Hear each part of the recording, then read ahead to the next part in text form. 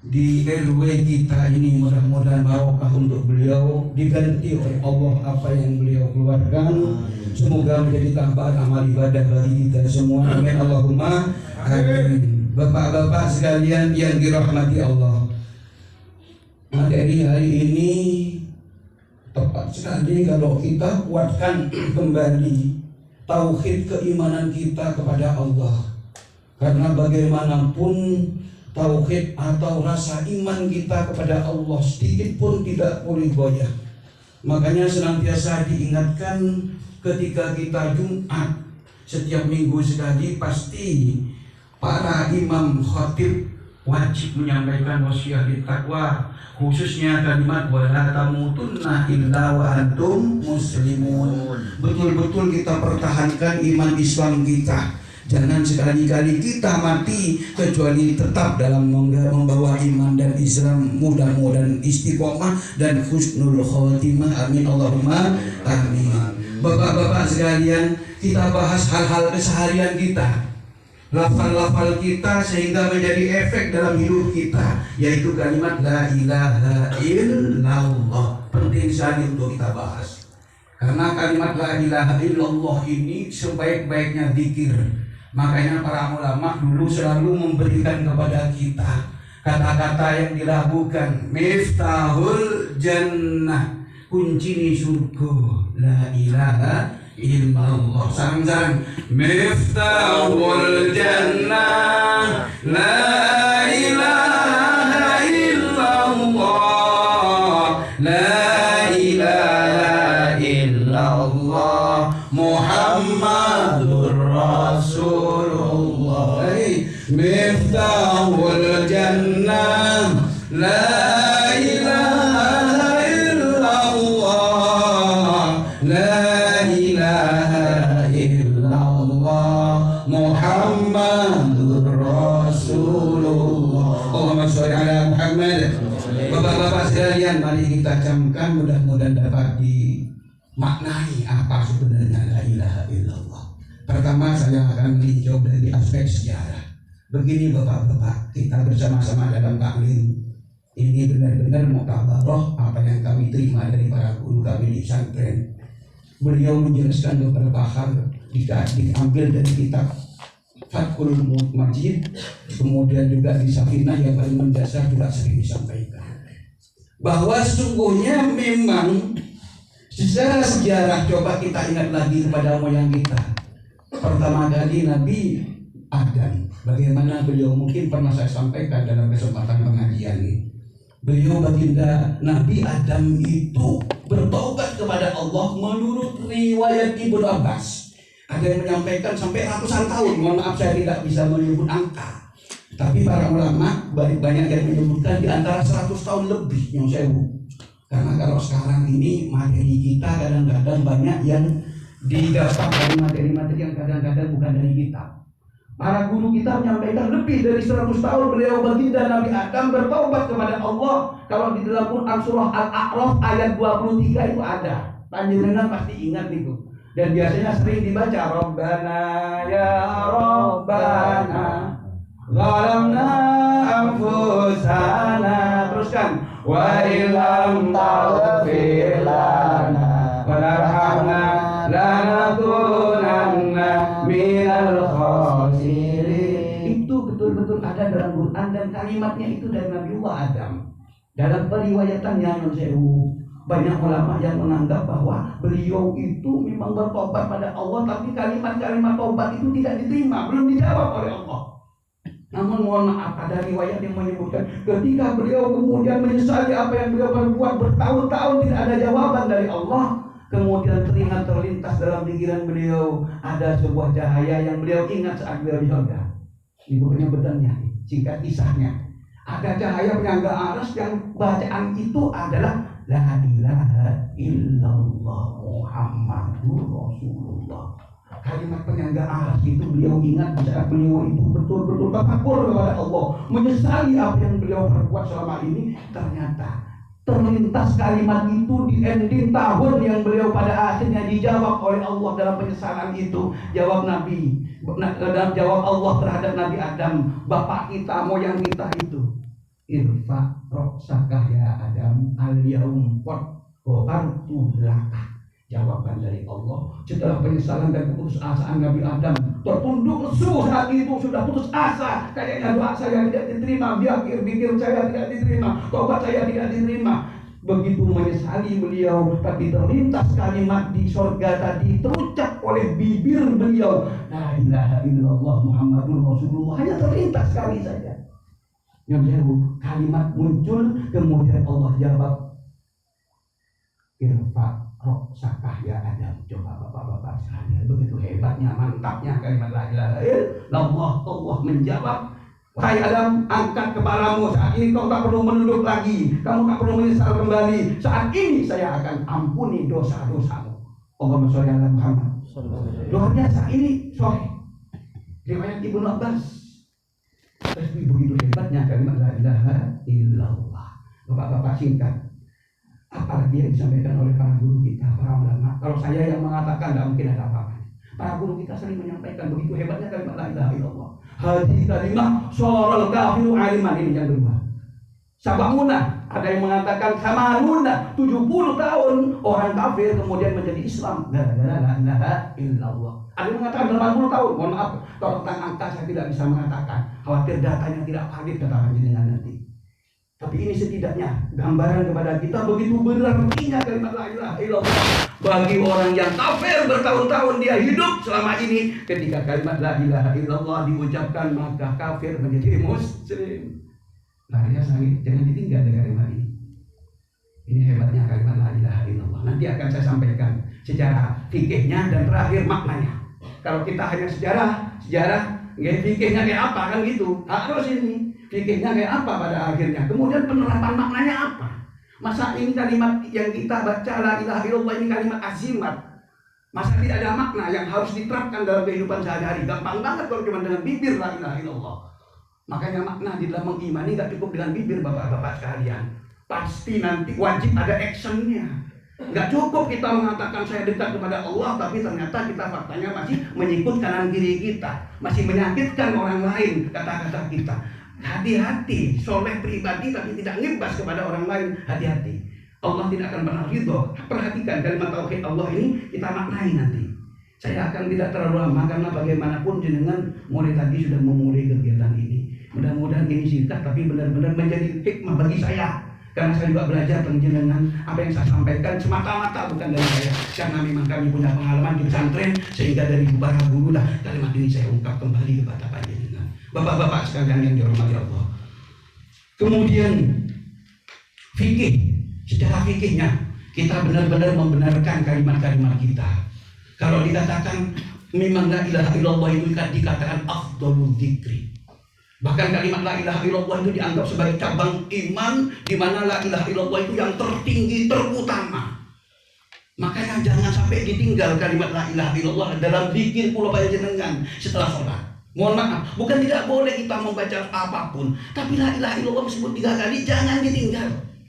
Karena kalimat ini kalimat yang gak main-main Bapak Ibu. Bapak-bapak sekalian, terutama ibu ini benar-benar. Jadi jangan sekali-kali ditinggal. Karena tadi di di Sukabumi ada ibu-ibunya, jadi kelompakan bagian kali masuk ibu-ibu masih kita mertengah karena ada sik muji-muji untuk ibu kan bersih muji. Bapak ibu sekalian, bapak-bapak sekalian yang dirahmati Allah, kalau bungkur ya Jumat aku dan ini bapak-bapak sekalian yang dirahmati Allah, ini fikihnya sekarang saya ingin benar-benar bersama panjenengan biar menyatukan visi kita di dalam berpikir. Jangan tinggalin siapapun panjenengan ingin jadi imam masjid, imam sholat, zikir la ilaha illallah, jangan ditinggal. Kalau menurut para ulama istighfarnya ajak ropain, zikir la ilaha illallah, sholawatnya ajak ropain. Ini paling utama. Meskipun setelah sholat kita mesti harus membaca bagaimana kita membaca ayat kursi, tuntunan dari Bukhari Muslim, hadis sahihnya. Kemudian juga kita membaca kalimat-kalimat yang lain, subhanallah, alhamdulillah, wa la ilaha illallah. Zikir memang banyak, sebanyak-banyaknya kita baca. Karena itu sunnah setelah kita sholat. Tapi mohon maaf, jangan ditinggal. Diibadatkan kita setelah sholat kok masih langsung pergi dan loncat. Makanya saya di majelis taklim ini sebagai media kita untuk berdakwah. Saya mungkin panjenengan juga yang biasa istiqomah di dalam sholat maghrib ataupun sholat jamaah. Kita tekan betul adik-adik kita jernih ke kade. Setelah assalamualaikum, sebentar saja tojuk kade, jangan langsung nyingke. Itu persepsinya apa ada coba? Satu imam yang ngomong, dua imam, tiga imam sepakati. Sekejap astagfirullahaladzim alladzi la ilaha illa huwal hayyul qayyum wa atubu ilaih. 3 kali setelah itu langsung jadi makin assalamualaikum. Oh, tak padang lebur sekali, tak pantas gitu. Yang imam di depan Fatrohim, Pak Haji Aliman, aduh tak lebur. Mari kita persepsinya apa ada. Mau tak kerja sama sebelum karena gue sampean nih kan. Kami ini tidak ada apa-apanya. Ini persepsinya apa sama. Mau panjenengan ada di sekitar adik-adik tak itu. Dulu nak. Kalau sakit kerasan tidak nih, takut melanggar hal dia. Nah, ini kerepot makin. Biarkan dulu. Istighfar minimal. Tujuh sejak tadi baca menit. Coba apa ada kaki? Ini kalau ini coba orang Pak Jaliman juga panjenengan nanti pada Isa. Pancengin deh. Saya langsung nyingkol, mau tuh mereka nyingkol kita nak cender gitu saja. Terapan kita apaan saja. Coba api tadi dibawa adik sepenting duduk dulu sebentar. Bapak-bapak sekalian nih. Badah sholat, non suara. Memang kita kalau menurut baginda Rasul secara fikih, sholat kita, zikir kita, kalau berjamaah itu memang harus diperhatikan makmumnya. Ya kalau kita idealis, kalau seperti di pesantren betek pon rancang tak nampak. Betek ngaji apa baikpun kalau di pesantren aman. Ketika ada di masyarakat, pola perhatikan boleh. Zikir setelah sholat. Oke, pas baikpun kita gantung sepakatan para imam juga nih, dan masjid bagaimana nyikapi. Monggo. Tapi kalau saya pribadi umpamanya sholat Jumat, zikir silakan istighfarnya ada lopai.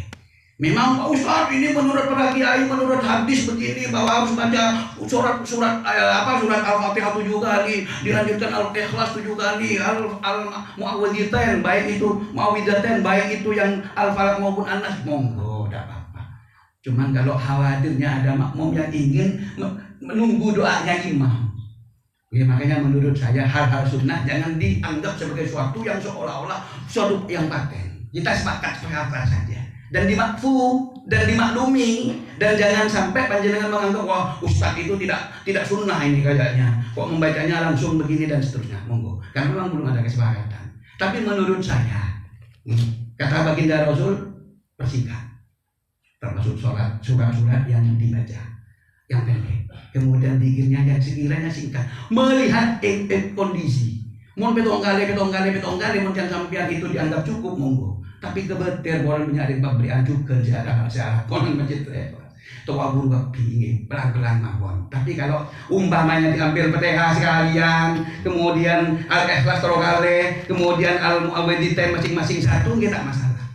Tapi dalam pandangan saya cek bid'ah mulai zikir kalau orang khawatir menunggu untuk kepada kita untuk didoakan.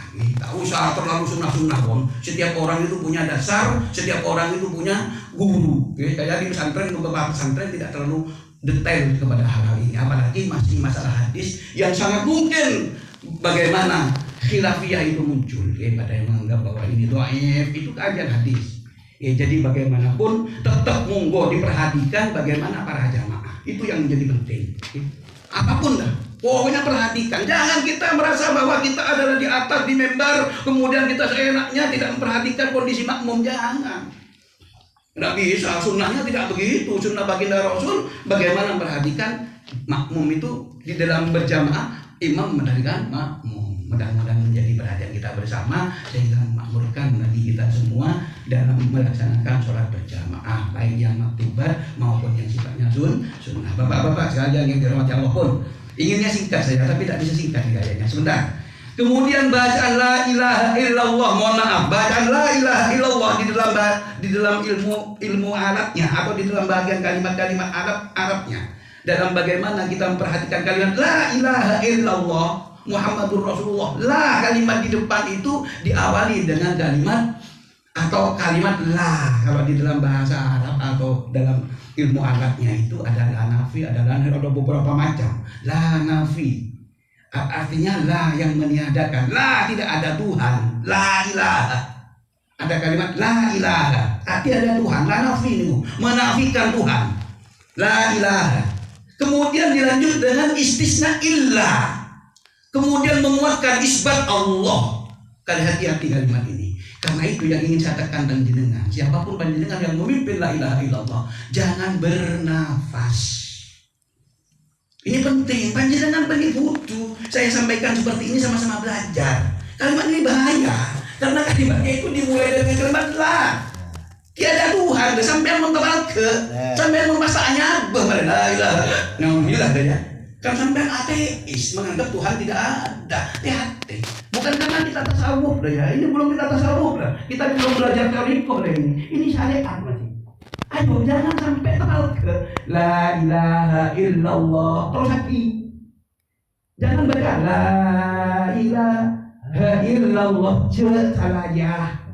Ini hati-hati saja. Kalau sampai punya dasar dari gurunya, monggo. Tapi saya jadi kalimat ini. Saya hanya seorang, mungkin ada Ustaz Abu Zaki. Saya itu ngaji di pondok pesantren Krapia, pesantren Hufat. Guru saya adalah Kiai Najib Al-Hafidh. Kemudian ada Kiai Talibet Al-Hafidh. Yang seorang ketika kalimat illah itu tidak boleh berhenti memang. Illal ladina itu tidak boleh berhenti. Itu mohon maaf setiap guru mungkin lain. Okay? Saya syaratnya jelas kan itu. Saya bukan sok lagi bokor. Kalau mau dicek monggo. Wal asr innal insana lafi khusrin illal ladzina amanu wa amilus solihati wa tawasaw bil haqqi wa tawasaw bis sabr. Jadi illah itu biasanya tidak diberhentikan, tapi di pondok Krapia nyon sewu. Kalau panjenengan ternyata punya dasar lain dari pesantren maupun dari guru, monggo. Saya tidak menutup itu. Cuma hati-hati dengan kalimat illah. Saya kembalikan kepada kalimat la ilaha illallah dalam kalimat ini. La ilaha ada kalimat la di depan, ada tulisan la, huruf la ilaha, la nafi. Kemudian ada istisnya illah, kemudian ada isbat penguatan Allah.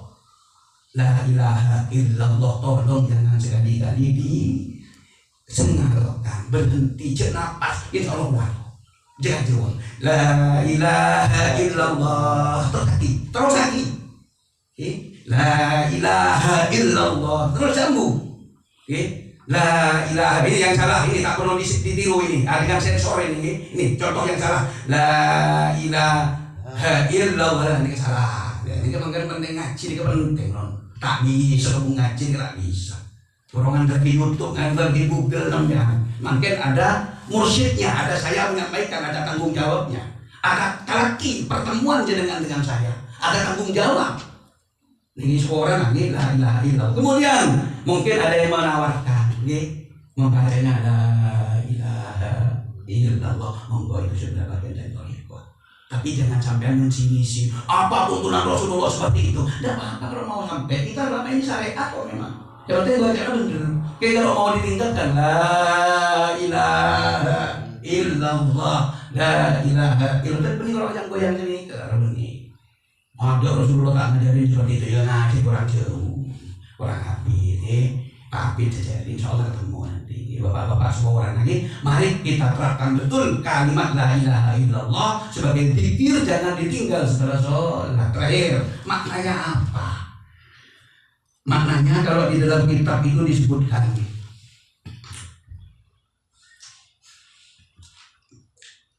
la ma'budah mawjudun bihakim bil wujudi illallah. Jadi makna yang sesungguhnya dari kalimat la ilaha illallah ketika kita menjadi orang yang beriman, maka sungguh kita ini fokus pada keyakinan, tak tergantung kepada makhluk. Ini yang paling penting. Makanya mengapa syirik itu sangat dibenci oleh Allah. Orang tak boleh takut dengan kalimat la ilaha illallah kepada selain Allah. Tak boleh takut dengan masa depan anak kulit sampeyan. Tak boleh takut dengan orang sekitar kita yang mengejar kita. Jangan takut dengan apapun yang akan terjadi di depan. Itu maknanya la ilaha illallah. Itu maknanya benar-benar hanya menggantung kepada Allah, harap kepada Allah, rojak kepada Allah. Jadi itu maknanya, Pak. Jangan hanya dengan kalimat la ilaha illallah bilesan. Kita terapkan betul. Tak boleh takut dengan la ilaha illallah.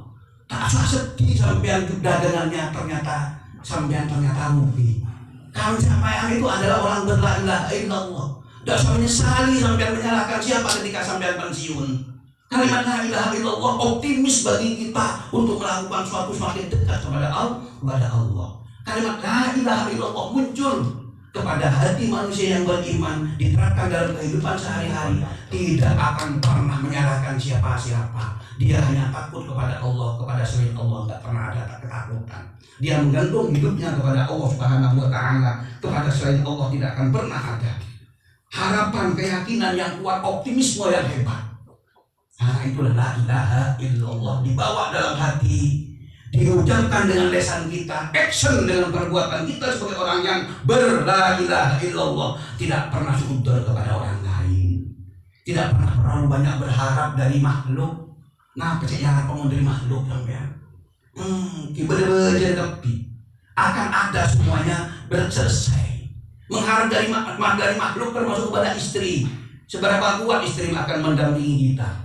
Tikar mengembalikan semua kepasrahan kepada Allah. Itulah yang dimaksud dengan ibadah, hanya ikhlas kepada Allah dengan la ilaha illallah. Tidak akan pernah mengeluh meskipun oleh Allah diuji, dicoba dengan ekonomi yang mungkin merosot.